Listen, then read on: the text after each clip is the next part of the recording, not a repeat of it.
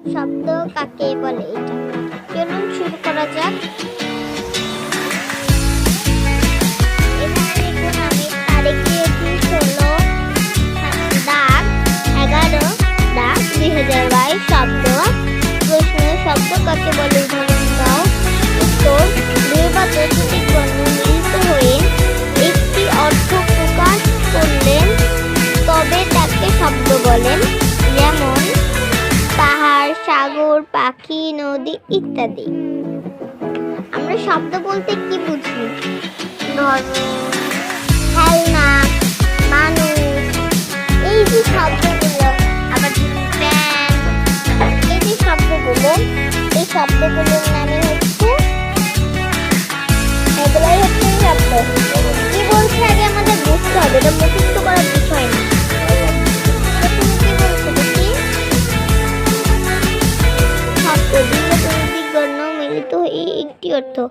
দুই বা ততোধিক বর্ণ, দুইটি শব্দ মিলিত হয়ে একটি অর্থ প্রকাশ করে যদি তাকে শব্দ বলবে। মানে দুইটা শব্দ, দুইটা অর্থ মিলাইয়া যদি একটা পূর্ণ দুইটা বর্ণ মিলান, ধরেন কল,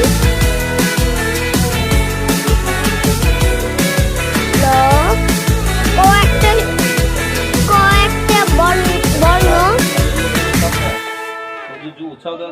ক যেমন একটা শব্দ তেমন ল একটা শব্দ, আর মানে ক একটা বর্ণ, ল একটা বর্ণ, আর ম কি একটা বর্ণ। এই যে আমি কি পেলাম? কলম, ক যোগ লম, ক যোগ লম, ক যোগ লম যোগ ম, কলম, কলম, ক যোগ লম, ক যোগ লম, কলম। এই যে আমি পেলাম কলম, কলম। দেখি কিছু বর্ণ মিলিয়ে এই কলমটা পেয়েছি না যোগ করে আমরা। যেমন এখানে তাই বুঝাতে চাচ্ছি শব্দ অর্থ কয়টি অর্থ।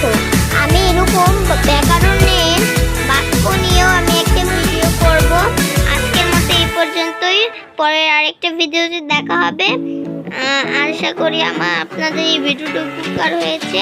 যদি ভালো লাগে তাহলে চ্যানেলটি সাবস্ক্রাইব করবেন এবং পাশে থাকা বেল আইকনটি ক্লিক করে দিবেন, এবং ভালো লাগলে লাইক, কমেন্ট এবং শেয়ার করবেন।